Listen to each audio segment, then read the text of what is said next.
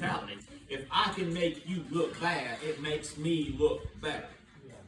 And so, sure enough, the roof of this vehicle is covered with overspray. And so they're out there, and so, Cooter sends me a picture. Well, make a long story short, in my opinion, or in my feelings, they are blaming me for it. Well, why? Because if I can make you look bad, it makes me look better. But why attack me?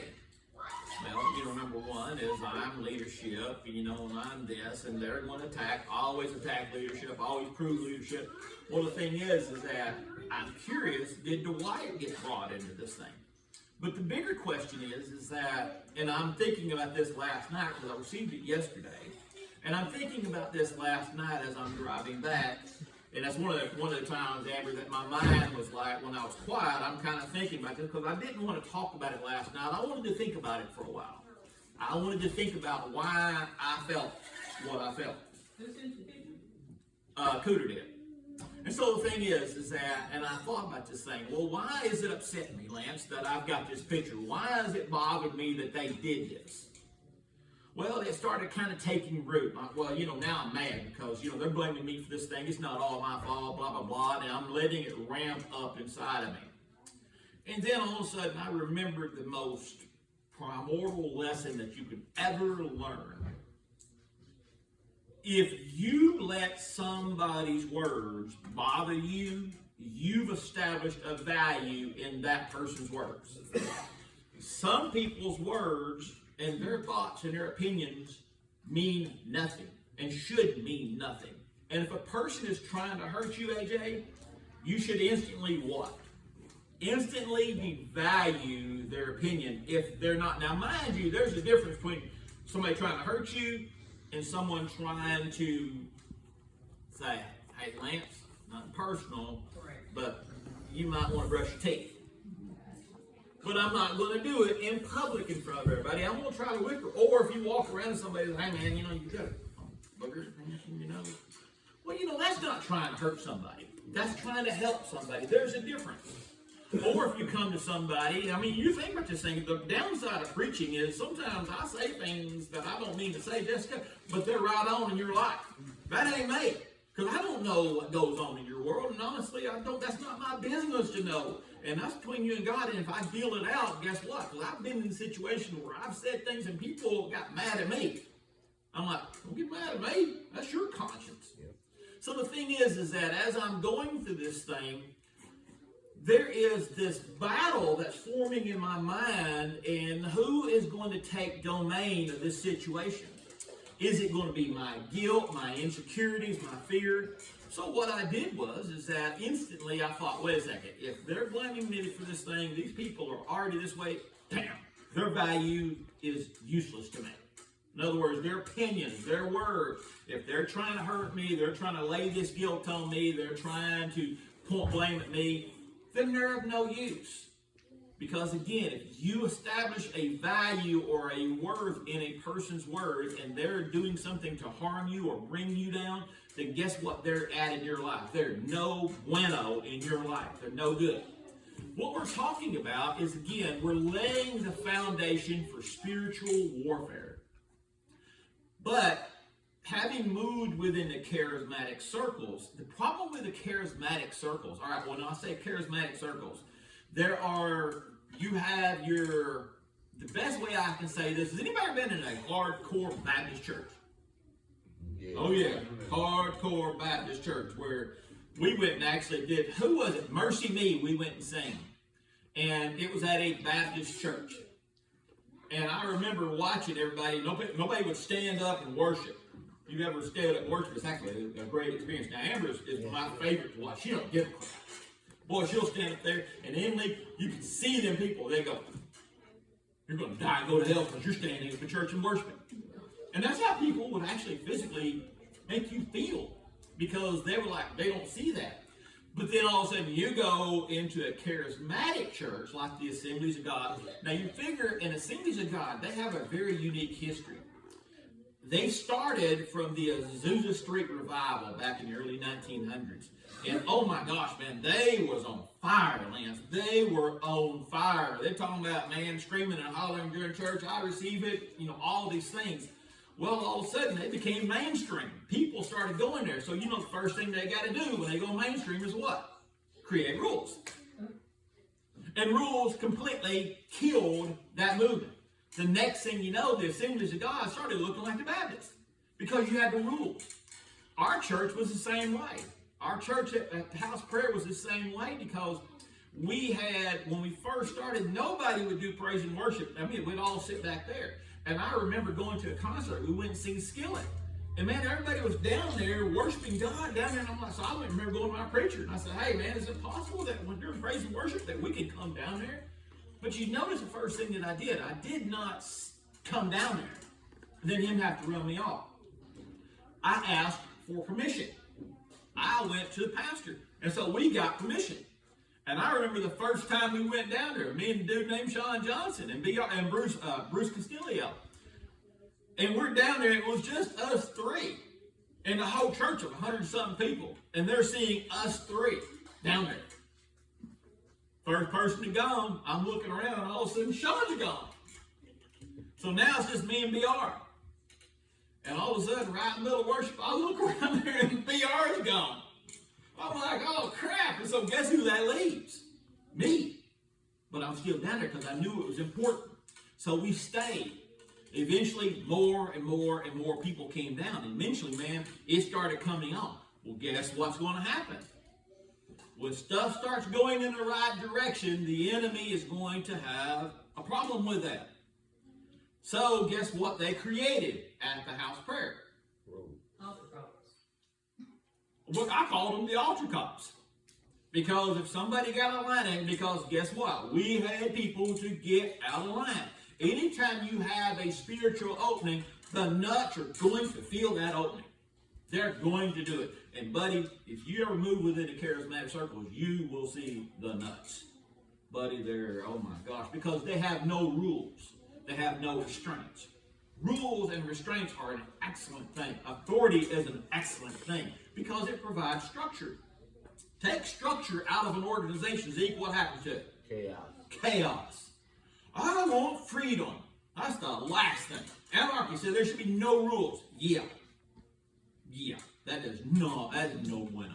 So the thing is that where I was going with all this is that the charismatics are bad, notorious for taking things and blowing them up.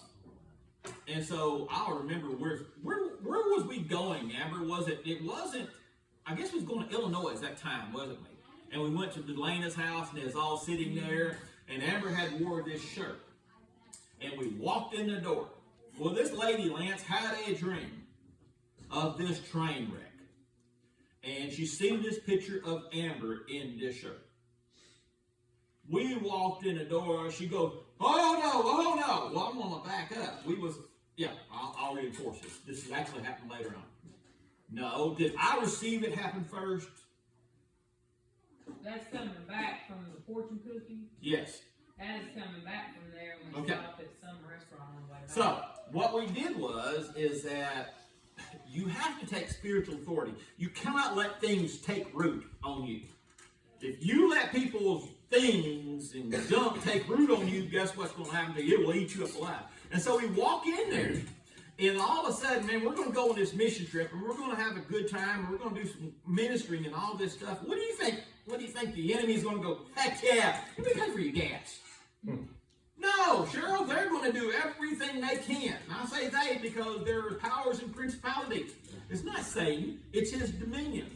It's his realm that we're moving within, and there is authorities in each realm. So here we are, we're going, and all of a sudden we walk in there, and this woman goes, oh no, and we're like, what? I see this vision. You remember this? She says, I had this vision of this train wreck. And so Amber and I, after we left, we're like, oh no. Like the shirt, she's seen me in the train wreck, or the shirt in the train wreck. So she was prophesying basically that we're going to be involved in the train wreck. Great news. It's going to be a train wreck. Well, the thing was is that we understood it that it was, again, here's this spiritual train wreck. Once one of the cars is derailed, all of the cars is derailed. And it's just a big old jumbled mess. And so every time somebody would say something from that point forward, we go, and it sounded stupid, we go, ding, ding, ding, ding, ding, ding, ding, ding, ding, ding, ding. Because we knew that was our sign that something stupid is getting ready to happen. They done said something stupid. The same lady later on, we was at the Chinese restaurant, because the only people need more than Christians is Christians. And so the thing is that we're down there at the Chinese restaurant, and she opens up a fortune cookie. And all of a sudden, right in the middle of the church, Michael, she yells out, restaurant, she yells out, I received it! I received it! Well, her fortune cookie just happened to be what she wanted to hear. And she screamed out, I receive it, I receive it. God, they claimed it. And so they're real bad about both causing spiritual warfare and claiming everything is spiritual warfare. You got to understand, not everything lands as spiritual warfare. Some things is just plain stupid. So, in laying out spiritual warfare, you've got two things. What are we talking about? All right, we've got a wrestling match. Because, think about it, what scripture are we basing this upon? We wrestle not with flesh and with blood, but with powers and principalities. Ephesians 6. Yeah. So the thing is that the magic word is what? Wrestling. Do you remember last week that I brought up another thing that the guy was talking about? He says, I can't remember somebody has said, I think it was Bryce that actually said, that he was watching Sopranos, and they talked about it in the Sopranos, and it said that when there is a fight, there are not two fighters. It is a fight. They're one entity. They have joined together in this battle. So the thing is that in a wrestling match, you understand why it's called wrestling. It's called two people have joined in a thing. They've joined in a cause. They've made this decision that they together. I thought about this thing. What would happen if we wrestle not, and our battles are not flesh and with blood? In other words, or what if we took it, we are not to wrestle with flesh and with blood? See, in other words, they're dealing at this point with a people of spiritual maturity. They're saying that you're beyond the mere quabbles of just getting your feelings hurt. They've moved to this point of spiritual maturity. By now, we should be beyond us fussing and fighting. He's telling an advanced thing. But it's basically, if we dumbed it down, it would say that, we're not supposed to be fighting with flesh and with blood. That is more of an easier, elemental thing. But if we ask ourselves this question, is it spiritual or is it physical? So, spiritual. Spiritual wrestling is about domain. Understand that. It is about domain. Physical wrestling is usually about rights. Think about this in terms like this. Okay, so, AJ, you walk in the house. Jessica did not make supper. You've been taught all your life that it's a woman's job and it's the man's rights. Right? You should have, think about this now, how many fights do you have, and it all boils down to what? Rights. You should do this. I should be treated this way. Because it's what? It's rights. It's things that you've said that you deserve or that you should have. All right, so whose rights is it? You have this thing. In other words, you think, well, I work all week long. I should be able to spend money, right? Right. It's about what? Right. Right. So the thing is that, so if you're going to something, you've got to diagnose, is this a spiritual battle or is this a physical battle? Because each thing happens, but did you know they overlap as well? Because why? If you're at a point of spiritual growth, if you're wanting to grow, you got to ask yourself this question. You're going to be fighting for rights and domain. But the thing is that now on a spiritual level, it's domain, because when we are not gods, there is still a war for us. But yet it is not the same as you are when you become a Christian, because you've now given yourself over to gods, right? And so the thing is that does God, let me rephrase this, does Satan want to hurt God, or does Satan want to hurt us? God. So then how is Satan going to attack God? Can Satan attack God? No. He attacks us. And so the thing is that the hard problem to solve here within this is that, so we understand physical, all right? So we're going to skip over the physical. But here you got to ask yourself this question. So in other words, we're having troubles in our life, okay? Why am I having troubles in my life? Well, why am I having this fight? Why is this turmoil going inside? Because like Amber last night, she was asking this question. Well, are you tired? What's going on? Because I'm driving down the road, Lansing 65, and I'm driving this truck. It's kind of squirrely. Huh? You're driving squirrely yourself. And so the thing was, is that yes, I was driving squirrely. I'm still not used to the truck, and it's 65, and it's just different. But my mind is distracted. And it's being distracted because I'm diagnosing some things that went on, the things that happened. But as well, I was a little bit, maybe, a lot under the influence. Maybe I faked many times. I don't know. It could have happened. Okay, it could have happened. So when you start mixing all these things together, and you're tired, you got down there and you worked hard, you cut down. Finally destroyed Satan yesterday, because in case y'all don't know, Satan was a big thorn tree. Lance, you seen Satan up there at the cabin. AJ, you seen Satan at the cabin. Satan had thorns that long. I wish I could have figured that. I am not lying. Thorns that long. You seen them, Lance. You remember it right there by that one cabin. I stepped on some barefooted. I named the tree Satan. Guess what I did yesterday? Satan made his demise, and I burnt him down. I created a big burn pile, and we burned. The thing is that we went through all of it. But I'm wrestling. I've got this mental battle in my mind that I'm going through, and I'm thinking about all these different things. And so I'm distracted. I've got all these things going on. Isn't that time when you are the most vulnerable?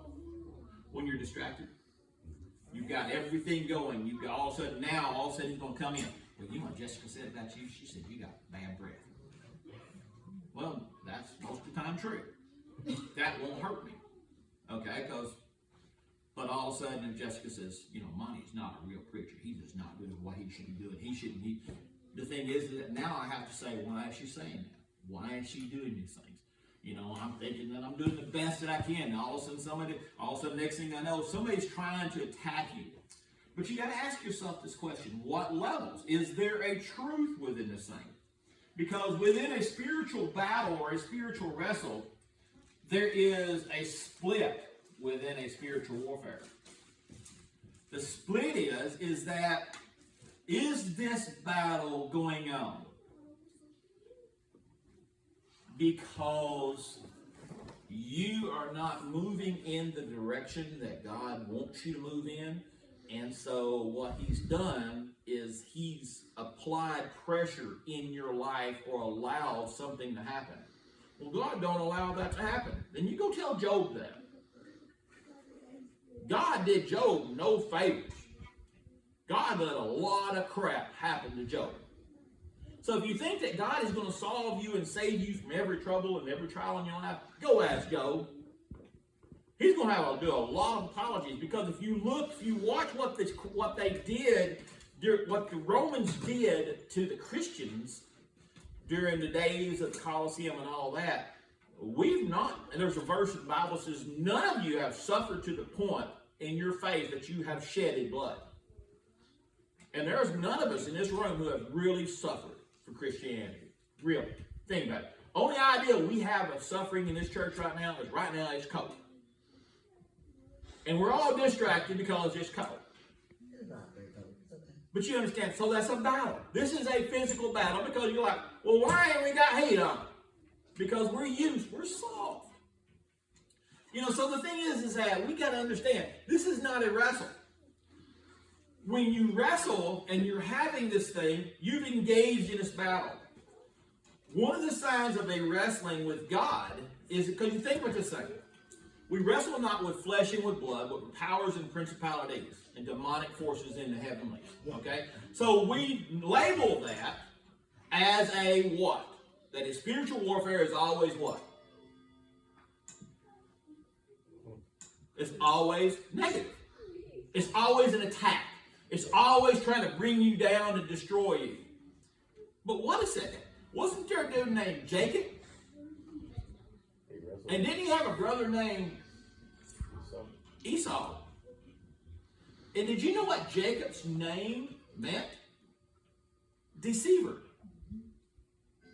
So their song says, and Jacob wrestled with the angel, and the angel was overcome. In the Bible, it tells the story about Jacob wrestling with an angel. And he was overcoming the angel until the angel reached over and touched his hip. And his hip fell out of socket. Jacob's new name became what? Who? Israel. Or also known as Israel. Starting with a Y. Remember the eyes. It's Israel. So the thing is that there is two battles. There is you wrestling with God, and God will let you overcome him. Think about that. He will let you overcome him. Well, I don't really want to go to church today. Good Lord willing. How many times is good Lord willing? I'll see you Sunday. Yeah. If anybody tells you good Lord willing, I'll see you Sunday, more than likely don't plan on being there. Mm-hmm. But do you think that person is in spiritual warfare over it? Yes. They're in condemnation. But they supplant it by saying words like what? Or, God will understand. We can have church in the woods. That's right. I hear that a lot. God will understand we can have church in the woods. Yes, you can have church anywhere. But I'll guarantee you right now, your church in the woods is not all gathered around and somebody is preaching to you. Well, I can have commune with God. Yeah, I can have commune too. Who do you serve? So the thing is that church is very important. Church says, forsake not the assembling together, and even more so as you see the day approaching. You need your brothers to lean on. Yes. But it's also, there's that extra added, even more so as you see the day coming. In other words, it's not just that day, it's this day. As you see this troubles and trials coming. So you've got a person that is wrestling with God. Jacob wrestled with the neighbor. The deceiver wrestled with the angel. The deceiver. So Jacob was not the deceiver. It was that deceiving spirit that was in Jacob. It was that nature of man. You wanted to deceive. Well, I can do this. What is that? It's deceiving. You're deceiving. You're making rules. You're making these justifications. I'm not saying that it's not wrong. It's okay to miss church. That's what I'm saying. We have times, and this person told me here recently, well, you have times that we've shut the church down before. Yes, we have. We all agree. We all agreed that day. It's usually on a holiday or something. But the thing is that if there is a day that money will I would just love to take off and be able to go do the things and just have a life like everybody else. I could do that. I could do that tomorrow. But do you realize that if I stop preaching tomorrow and next Sunday I'm not preaching, what do you think is going to happen in my life? Chaos. Why?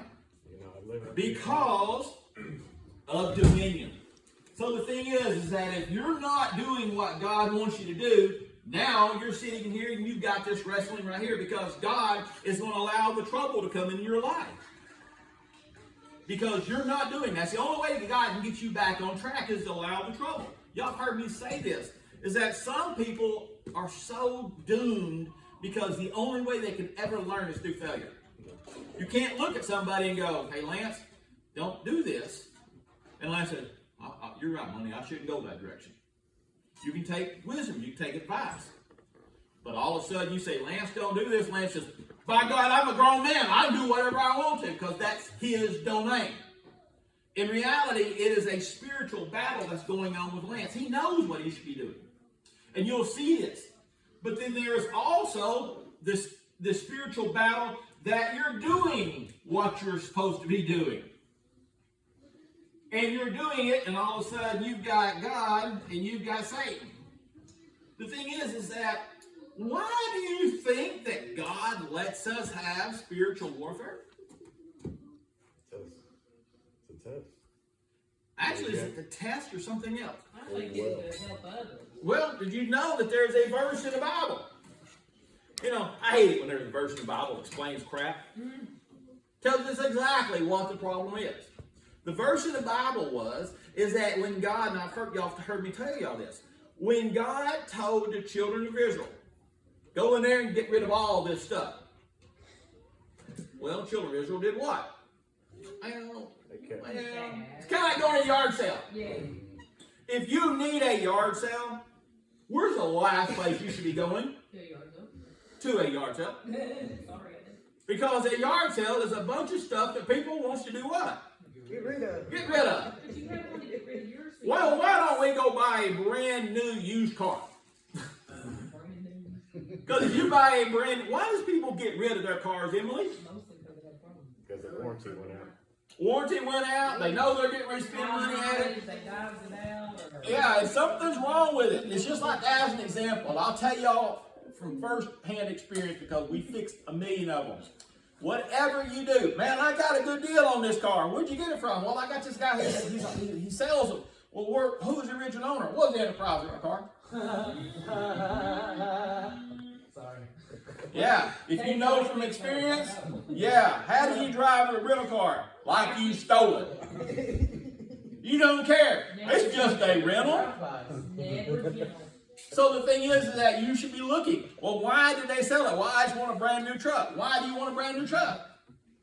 Well, you know, I'm tired of paying money on this one. Well, hey, I need to buy it to you. Because if you're tired of paying money, I can be tired too. Consider what you're getting into. So now we've got these two battles going on here.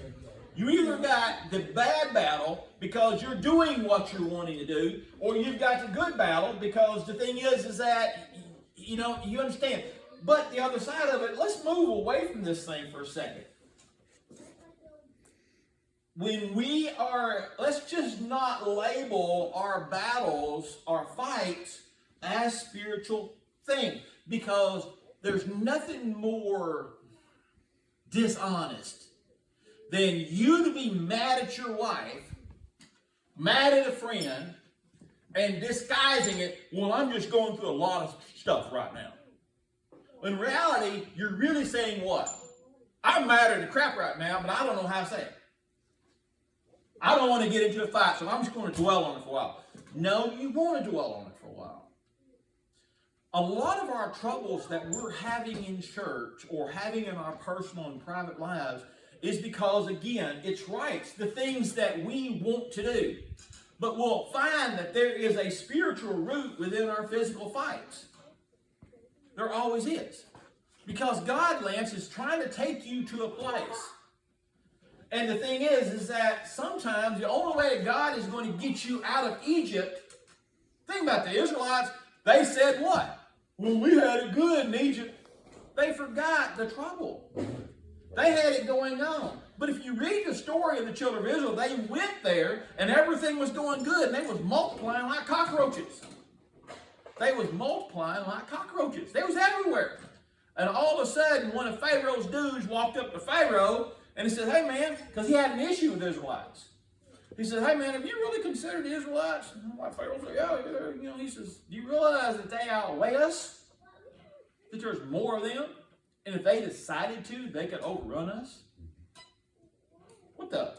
Never considered that. Do you think that that was God saying? Because where did God want the Israelites? In the promised land. He had a plan for them, even though the promised land didn't exist. Yes, ma'am? There's a show right now on Netflix about Moses and the three-part thing. I recommend it. I watched it. It's really good.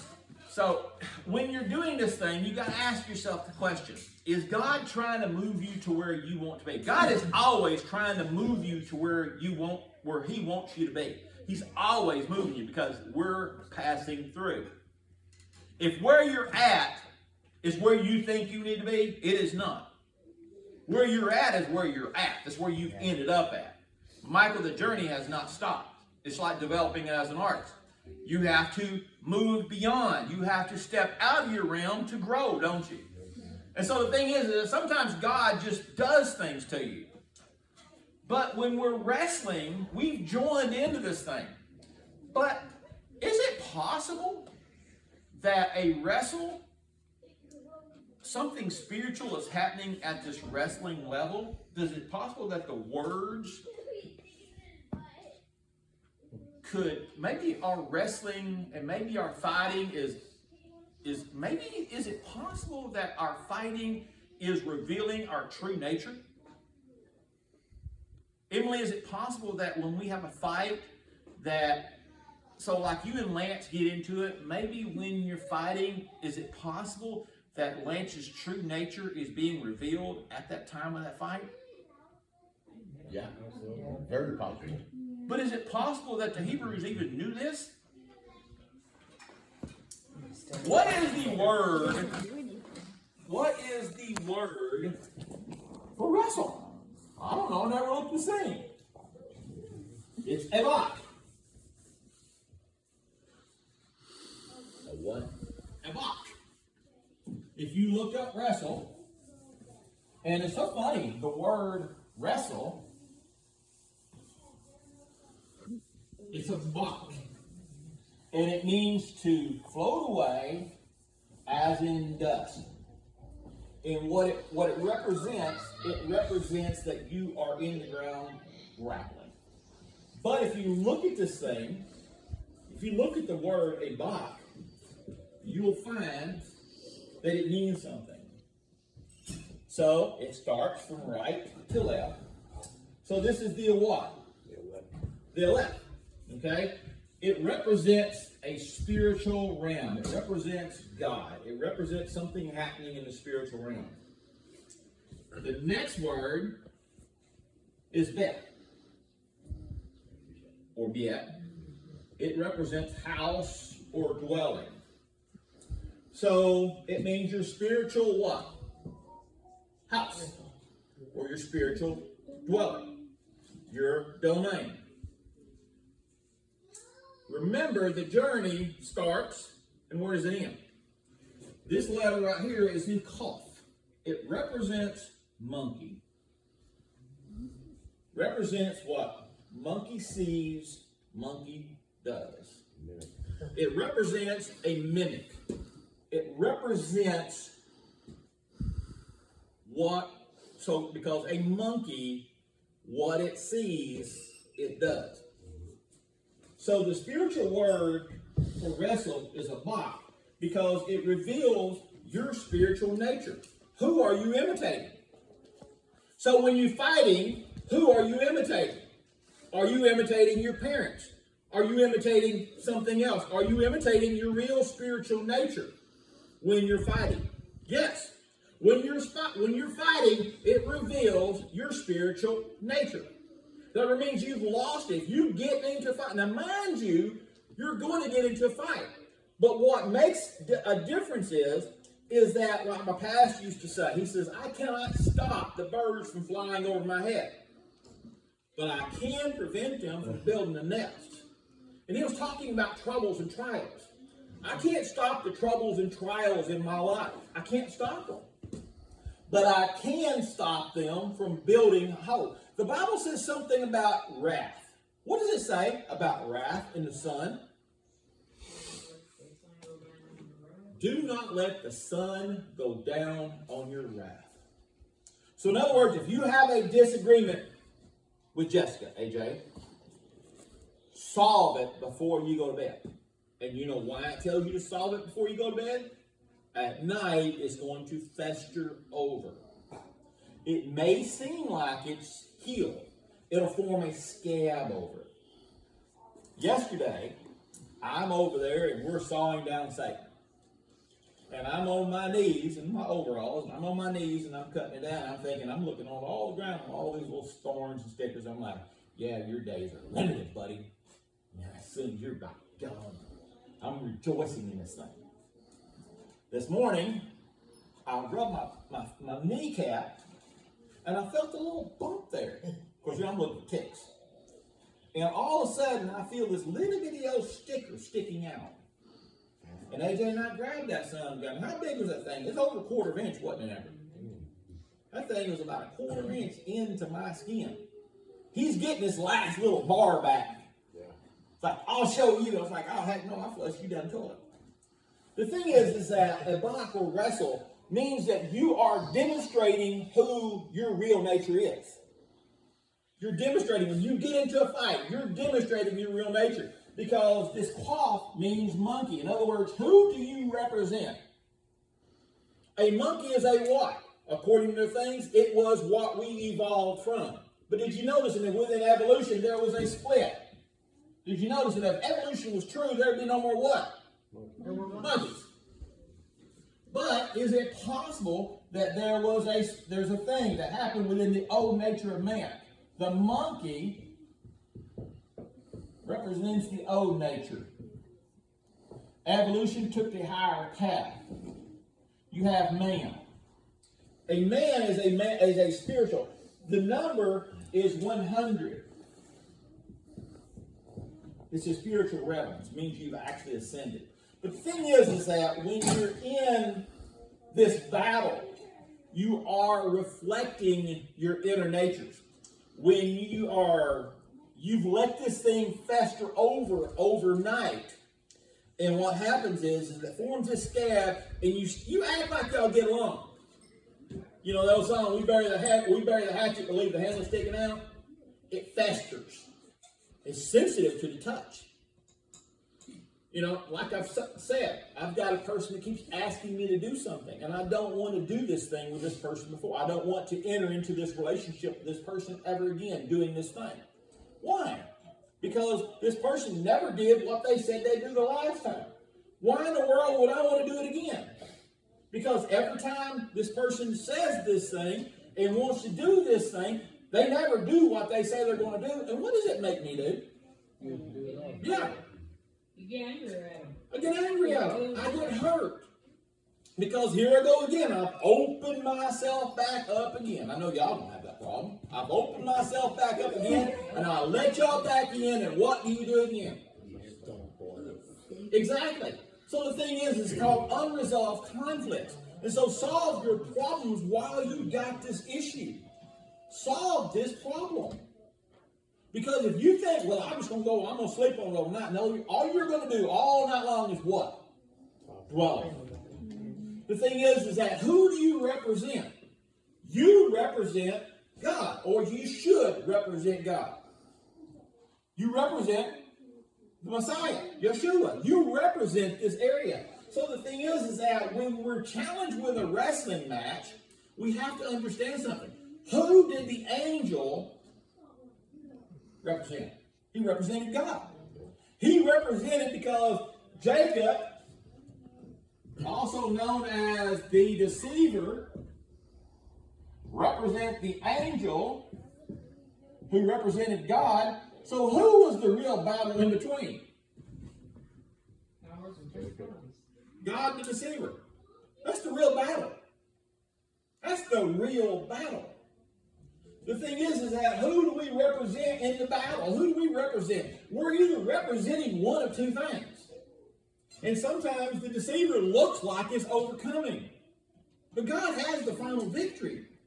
But at the moment, the thing is that God has this. Kind of what we talked about earlier. Does it not answer really that question? It looks like we're about to get bombarded. And I love it when you hear people that's always complaining about the nature of the world and how the world's falling apart. We all need to turn to God. We all need to start doing this thing. And Sunday morning, where are they at? Where you at in a spiritual battle? You can't even battle your own self and get your own butt to church. How are you going to turn the world to Jesus? part of the solution. You're just perpetuating it. You're just justifying it to everybody else. Well, if everybody else can do it. Amber has this thing now that she's talking about, and she's absolutely correct about the immorality of marriage anymore. Because there's no commitment. Everybody cheats. Everybody does it. Well, they got openly. They don't even commit to marriage. Yes. They go back And so the to thing is that there's nothing rolling in your life. There's nothing. So again, well, I just don't feel like I need to do this. Well, who are you wrestling with? And whose nature does it reveal? The wrestling match will always reveal your nature. What does it say? Blessed are the Peacemakers. blessed are the peacemakers, for they shall. Inherit the kingdom. We're close with it now. But what it's talking about, the peacemakers, they understand that in this battle, there's this verse in the Bible that it says to some, we are the very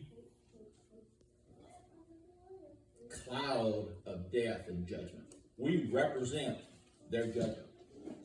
We represent their day. We represent the fires of hell to some. Because they know, when they're around us, they know. They know. And then there are some, he says, we're the very fragrance of life. So these people, some people are going to be repelled by us because of their nature. Because we don't fit within their mold. Because we make them feel guilty. They want us to stay home. Because if we stay home, what happens to them? They justify it. So here's this thing. When we're talking about spiritual warfare, within everything and everything that's going on, the root word is, again, it means abak. It is a spiritual house and who it represents. If we enter into this with a simple, if I could give you a simple rule to remember, when you're mad, when you want to fight, when you feel like your rights have been stepped on, when you feel like somebody's in your territory, when you feel like this attack is coming, ask yourself, in my actions, who do I represent? Does my action represent the monkey that has not evolved? That monkey always stays a monkey. The monkey never rises above. He's got the semblance of it, but he's always got his tail. Because if you take this picture, the monkey is on the line. His body is above the tree limb. But his tail is always what? When the predator is going to attack, the predator is always looking to what? Grab the tail and pull the monkey down. That's why it represents that. We get attacked, we are in trouble because part of us is still below the line of where we should be. We should be trying daily to rise above this, to rise above. There is a phrase.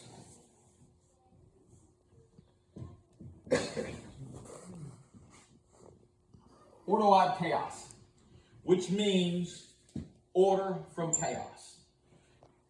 In essence, it is the spiritual battle of the nature of man to rise above the nature of man. The animalistic behavior. Order from chaos. It's to create something. It's what happened when God created the earth. The phrase was order ad chaos. Let there be light. Let there be order. Order from chaos. God is trying to create order ad chaos within our life. He's trying to create order within our life. And when our life is going every different direction, God is constantly telling us, because we are the creators within our world. What order are you creating? And it all represents this phrase right here, abak. It all represents who you represent. So, if we again want to nail it down, spiritual warfare is always being represented by who you represent. Are you a peacemaker or are you the deceiver? And the deceiver is the monkey. The deceiver is somebody who looks this way, acts this way, can even talk. But yet, what is their real nature?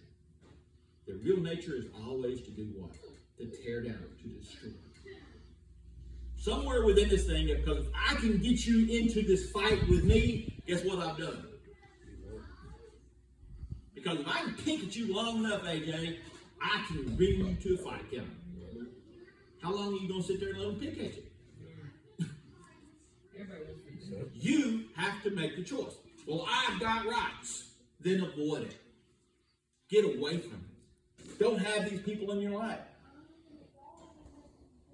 Don't let this happen.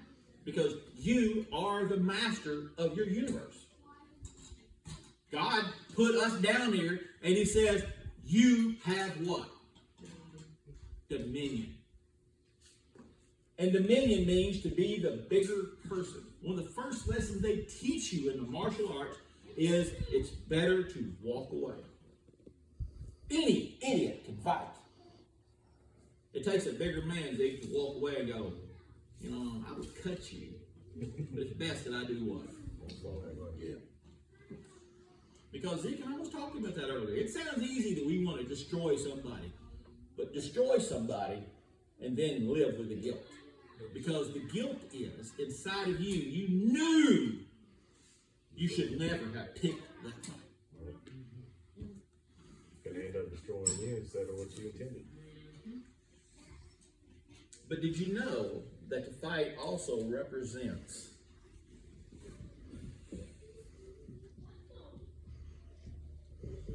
the deceiver?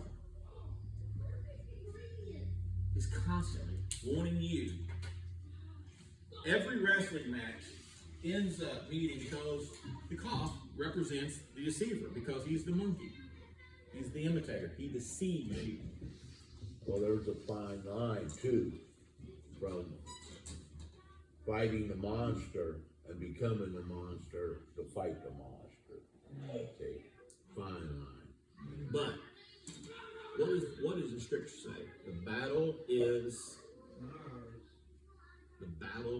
the Lord's. Right. And that's that thing.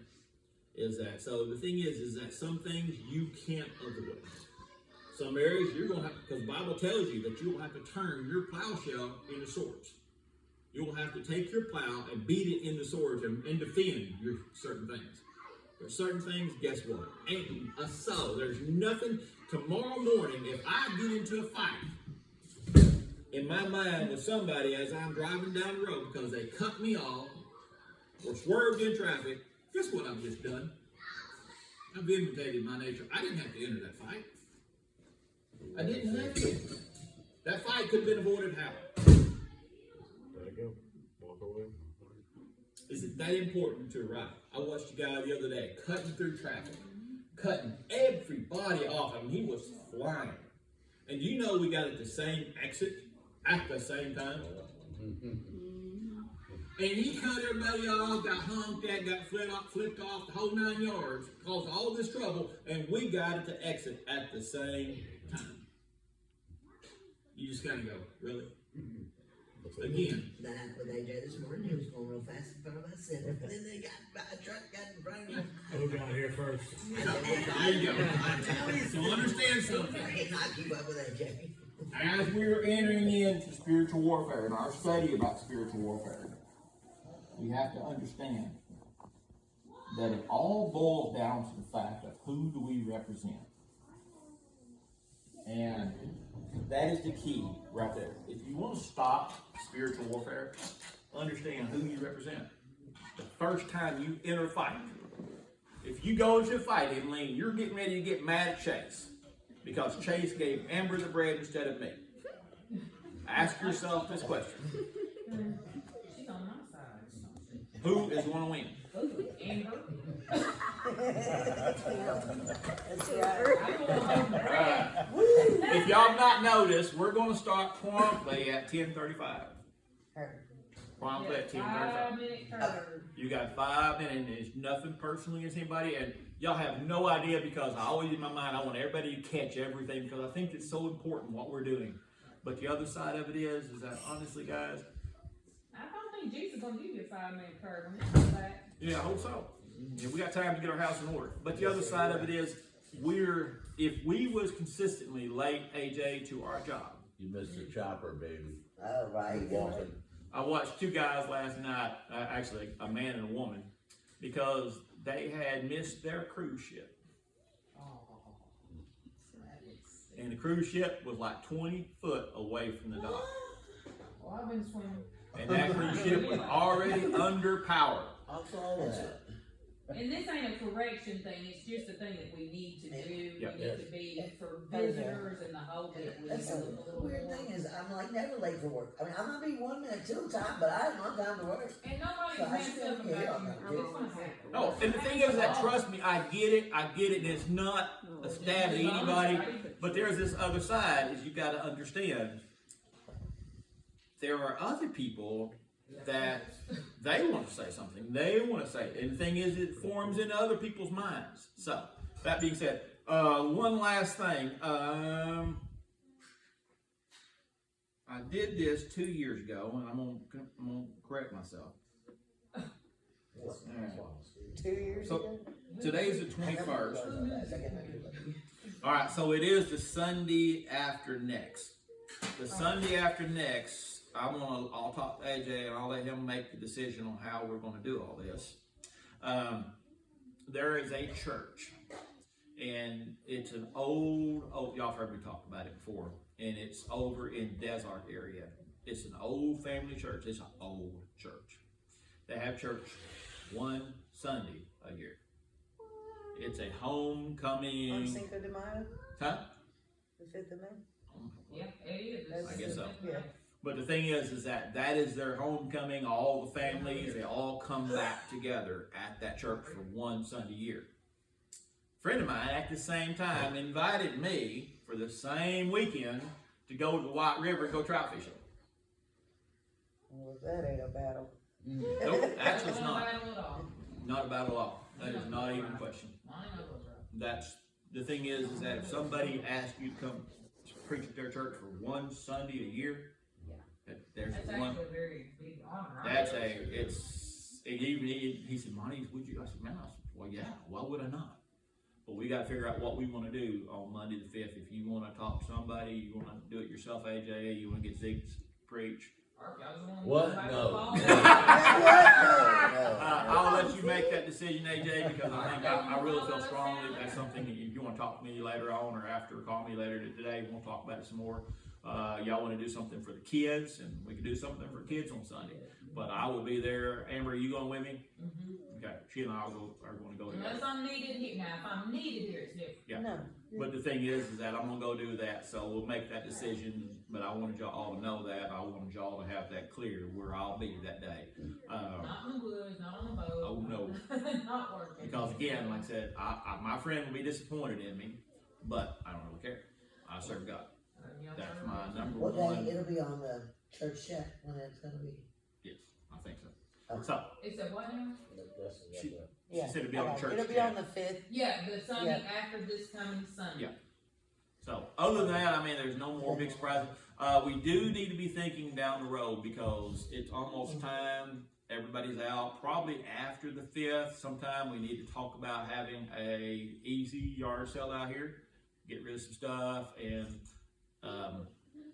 myself personally, if Amber agrees, we can talk about if y'all want to. However, myself, I got a lot of stuff. I just want to donate my stuff because what we need to do, we need about before summer, we need to replace some ceiling tiles in here. We need to update the lighting to LED, little things like that we need to do to finish this church to go a little bit further, to carry a little bit further. And I've got a ton of stuff right there that, like I said, we can get a pretty good amount for that right there. Huh? I still got a trailer and building plan out. Boy, Yeah. plenty. So, all that being said, one thing Amber did talk about maybe in June, if you guys want to, we can do it a couple of different ways. We've talked about going like to the Buffalo maybe in June and going for like a church trip to Buffalo and actually have a church at the Buffalo. We spend like, you know, we go up there like go up there on Saturday, float Saturday, however y'all do it. And I personally, my thoughts, if we went up there and if we went up there maybe like a Friday night, spent the night, or whatever, we all met there Saturday, we could actually float, we could stop, have church somewhere on the bank or something like that. We get done, all come home, we'd take that Sunday off, because I don't like to come home on Sundays. I hate to come home. If I'm coming home, I want to come home on Sundays and then be able to unpack and unwind and stuff like that. What's y'all's thoughts on that? What do y'all think? I like it. Good idea. But I think it'd be cool to go up there, you know, in like June-ish. What do y'all think? Yep. Sounds Y'all good with that? Weather's be good enough, yeah. Yeah. Absolutely. And it won't be so hot. As long as the water's right. Yeah. Yeah, do the actual float too. Yeah, that's what we're talking about. Go on a float trip. Yeah, and you can spend the night. I mean, you can take the trip and spend the night. Hey, I ain't new. Do what? Ain't no I such know, thing I'm as too too old old and for I'm that. too scared to get in that water. Mike's got you. Mike? No. Oh, we'll go in a boat and then We'll experience. row One of the things I'll Don't tell get you, hurt.